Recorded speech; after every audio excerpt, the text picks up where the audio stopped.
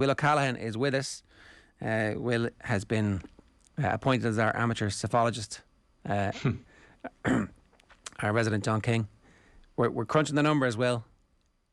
We are, and there's still a lot of ground, lads, that still has to be decided over the next while, particularly that meeting of the Ulster counties last evening in Armagh, where it's believed that the secretary and chairpersons, who are going to be likely delegates for this Saturday for the counties involved, met with the Ulster Council to discuss a range of issues, but among them were the motions coming up this Saturday, including Proposal B, and then it emerged overnight that it looks like Down are now going to turn green, which is perhaps a little bit of a surprise.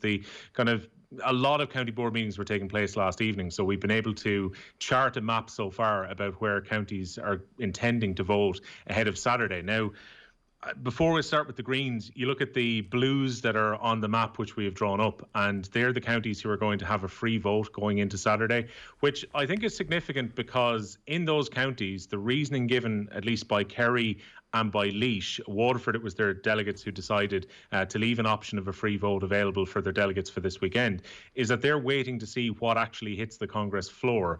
And if reports are to be believed, Proposal A may well be pulled even before it hits the floor for this weekend.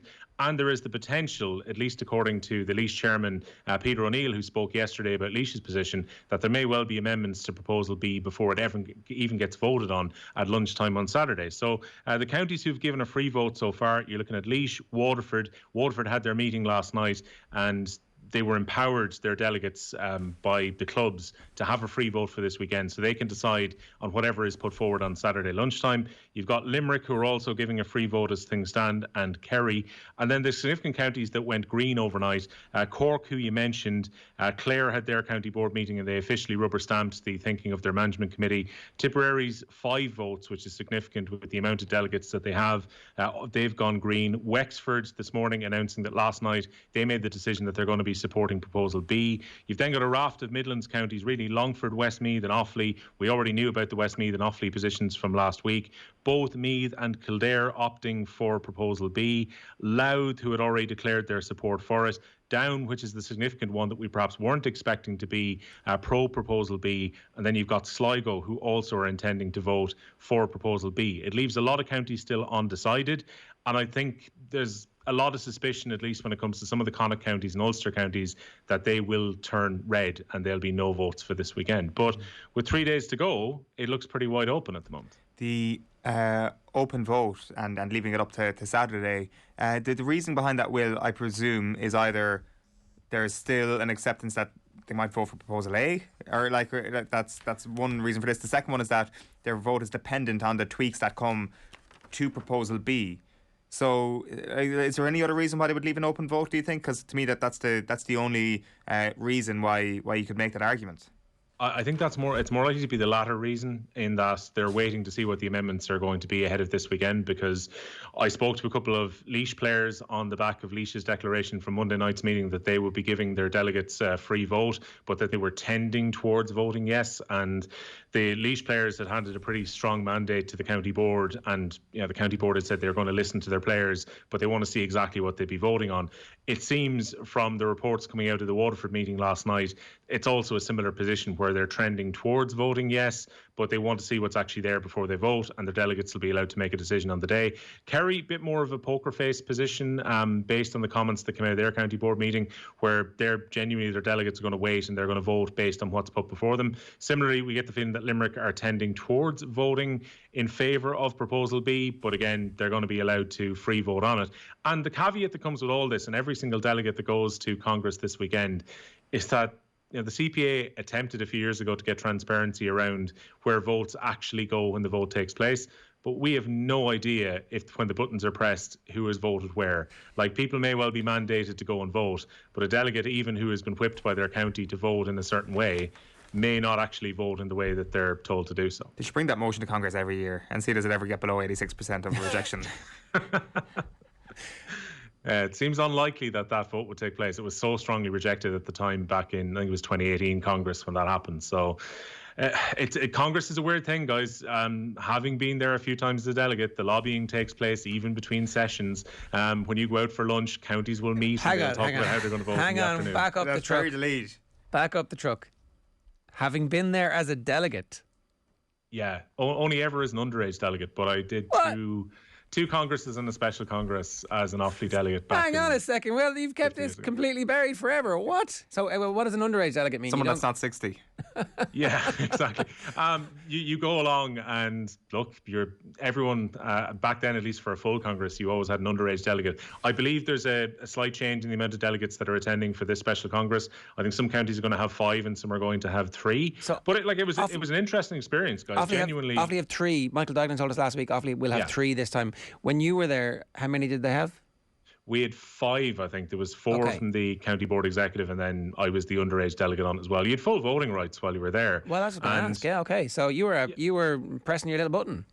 There you go. I think that came out wrong. The first year I was there, was Rule 42, which in the end got pushed back to the year afterwards, and then we had a special Congress which had changes around the playing rules, and then with 42 being adopted the next year on the second year when I was an underage delegate. So guys, it's intriguing. I mean, maybe with COVID things are slightly different, and with a special Congress, everyone just kind of arrives into Dublin on the day, and it's different to the Congress itself, where it's like a 3-day event where people go down on the Friday, but genuinely there are conversations taking place between chairpersons in the hallways over a pint, deciding on how they're going to vote, any amendments that may take place beforehand. People discuss who's going to go up and speak, who's going to propose changes that may be made to motions on the day as well.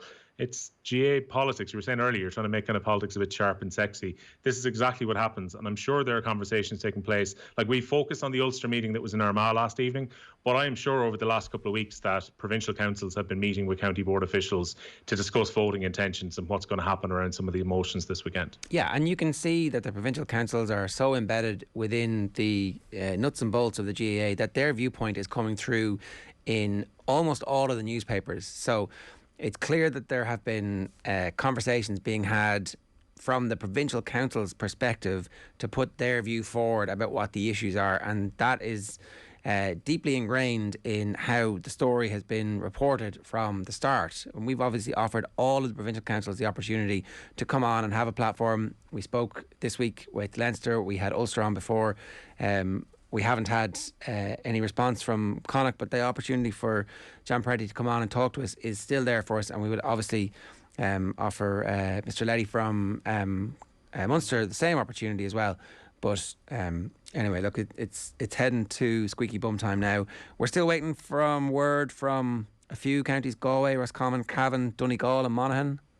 Yeah, I think our producer Tommy Rooney has been firing off text messages around the country this morning to try and get what that decision may well be for some of those counties that we tick down to 72 hours or so to go before the vote. And so far we've kind of been conservative enough in the mapping that we've done ahead of this, where anything that I've put down as green or blue on the graphic that I put together was based on what was endorsed at a management meeting this week. Because in some cases, say there's been discussion that a county is going to vote in a certain way and then they hadn't held their county board meeting until this week. I think until you've got that very firm mandate which has been handed to their delegates, we're still in the realm of speculation. But based on the amount of counties where we've not had a firm decision just yet, it's intriguing to see where some of them are going to go. And you've got to remember that the provincial councils, central council, the overseas boards, various other committees that have votes at this upcoming special Congress, they will also count. So just because it looks like there's a lot of green that's on the board currently with county board delegates who are going to go, that doesn't tell the full story.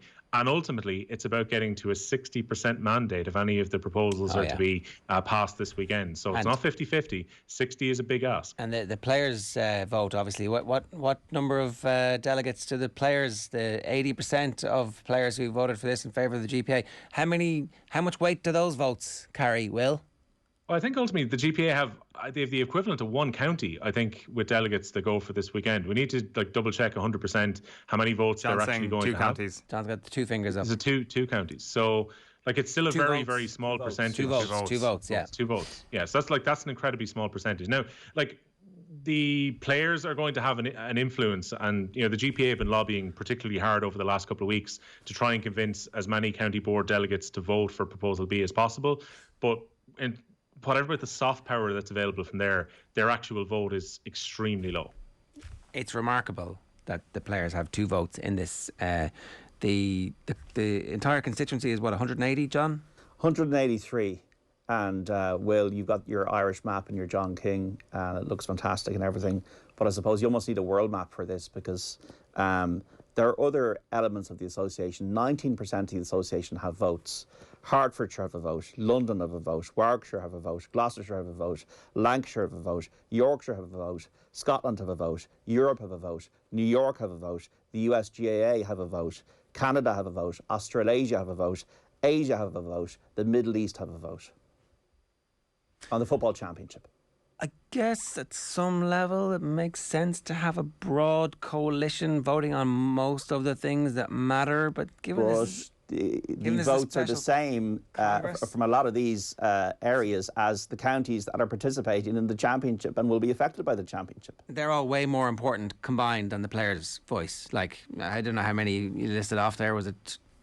It's a lot of shares. Of 183 votes, 34 of them are from overseas, 19%. 52 votes from Central Council. That is 17 times more important than the voice of the players. So 47% of the vote is either Central Council or overseas. I got a WhatsApp from somebody who's the PRO of an overseas body that has votes in this on Saturday, and there was very little real discussion on it. We'll know tomorrow on the vote. And this is from an overseas body that has a few votes on Saturday. A few votes. Some of them have a few votes, right? That's interesting. And sorry, they'll know tomorrow because they're going to be told by. So we should stress that actually, I would say that in some of these bodies, often there's a very dominant figure in the body. Well, I was going to ask. So today at noon, there will be a briefing. Mm-hmm. Tom and Larry. Okay, so the Director General and the President of the GAA are going to give a briefing, and this is a on the record opportunity for everybody to ask questions about where their view on this matter lies or rests, and also what amendments they might be tabling to this before it goes to the vote at the weekend. Yeah. Is that what the overseas bodies are waiting for? The nod from Croke Park to say, yeah, this or no? Is that what we think? I don't know that. I would say that overseas bodies, by their nature and framework and construct, are very close to Croke Park, because what is an overseas body there for? It's to promote Gaelic games overseas and to spread the gospel of the Gaelic language to people around the world that don't know about Gaelic games, but also to Irish people that need to get into communities abroad. So from my chats over the years with people from various county boards, they have a very close relationship with Croke Park, as they should. So therefore, I do think that whatever the Central Council vibe will be, will be very much in line with what the overseas people do. Okay, so just to give us that again, so 19% of the 183 will be overseas. Yes. How many do the 32 counties of Ireland have? I'll just do the math here. So well, give us everybody else, and we'll by the elimination game we'll get there. Yeah, no, I have it here. In just a second now. So 34 plus 52 plus 7. So 7 is the ex-presidents. Yeah, 186 minus 183 minus 93. Maths was never my strong point. I thought you were beating the bookies with your. Yeah, but like when you're beating the bookies, you do like pen and paper. I'm doing this off this phone calculator. So less than half. Less than half is the counties. 90 out of 183 is the counties. Okay. In reality, the player's voice should be represented through those counties. That should be how this thing works, that they are mandated, sure, by the county board, but there should be a significant player's voice within those county boards who are mandating the delegates as well. Of course, that's not what's going to happen, and a lot of the players' voices are going to get ignored. All right. Will, is there anything else? I mean, this has been a remarkable morning where we've learned that you've been an attendee at some of the most interesting of all of the congresses as a voting delegate. But notwithstanding that, the news is that we now have coast-to-coast support from Cork to down. There's a clear seam up through the middle of the country that is turning green this morning. We're waiting for Ulster says no to start flashing red at the top, and maybe there's a bit of red and maybe there's a bit of green in Mayo, ironically enough. We'll wait and see, and maybe they won't vote as a bloc. But is there anything else you think we need to know from the numbers or what we're waiting for? Yeah, well, look, they've completed blockbusters by going coast to coast with the green line that's gone across the country currently. It's perhaps significant that I think is that Kildare are the only current Division 1 county who have declared that they're for Proposal B at this stage. There's a lot of Division 2, 3, a couple of 4s there who are going towards green as well. Like, you have such a Division 1 power base, which is across Ulster and then back across to Mayo at the tip of Connacht there as well. So they're kind of the intriguing ones. I'm wondering where Dublin are going to go. Like, you had Declan Darcy on yesterday, who was, a member of 5 All-Ireland winning teams as a coach, and, previously had played for Leitrim too, and he gave a fairly strong indication that, Dublin will be interested in voting yes towards Proposal B. And Brian Howard's comments in the media this week as well indicated they might go that way. We're waiting for a few more Leinster counties to come in, but it seems that Leinster, and a lot of the Leinster teams are playing in lower Division 2, 3, 4, are going to vote towards yes. And then the red line is likely to be west of the Shannon and then north of Leinster. But down, I still think, lads, is a very significant switch towards yes. But you would imagine that if yes is going to win, almost all of those Leinster counties would have to turn green, and the rest of Connacht and maybe even Mayo would have to flip. And like, when you look at the comments which are coming out of Mayo, that seems fairly unlikely. My personal read on this, as we're here on Wednesday morning, is that Proposal B will probably be defeated. Proposal A will probably never go to a vote. And a lot of the ideas around a league-based championship and maybe divorcing the provincials from the All-Ireland Championship will be factored in when it comes to championship reform from the 2022 season on. I think we'll probably end up with the status quo for next year. Yeah. And either by way of some kind of amendment, or what John Horne has suggested, a trial run over a 2 or 3 year period but postponed for next year, that a lot of these ideas will probably be factored into whatever we see for championship, say 23 to 26. I don't know. I think the league-based championship, this is our one chance to get it through. The breaking of the link with the provincials is now or never. And if the provincials win this, we're going to end up with the provincial round robin. That's my prediction. If Plan B doesn't happen this week, you're going to end up with a provincial round robin, which is, as I said on the show, officially a pig's Mickey yesterday. Well, good stuff. Cavan, we're hearing, have a management meeting tomorrow night to discuss, same as Wicklow. The word is Roscommon are blue, and they might have a free vote, but nothing official on that yet. So we're going to keep a close eye on this, and obviously we'll be bringing you the news of it on Saturday afternoon. John, anything else? Not really, just apart from the sports news last night, that Liverpool won 3-2 against Atletico, which was a breathless game. Man City won 5-1 in Belgium against Brugge. United and Solskjaer, huge game for them tonight against Atalanta in the Champions League, with Chelsea against Malmo. It's really about this vote. Central Council's makeup is interesting for me.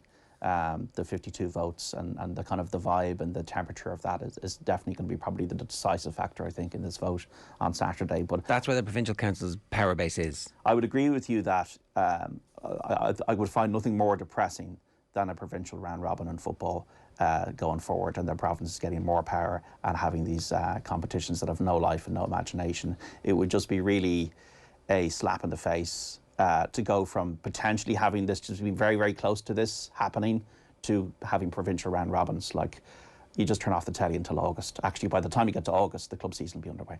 The provincial council power base lies there in terms of direct votes, but we also need to remember that the provincial councils have power in every single county around Ireland, whether it's the hand on the coffers or whether it's the county board people who want to progress onto provincial council level and are playing the political game themselves. So that is a huge knock-on impact from the soft power, I guess, from the provincial councils as opposed to their direct votes. All right. Good stuff, John. Thanks for that. All right, lads. More from John across the course of the week on OTBSports.com, and of course live on Saturday afternoon and Off the Ball on News Talk as well.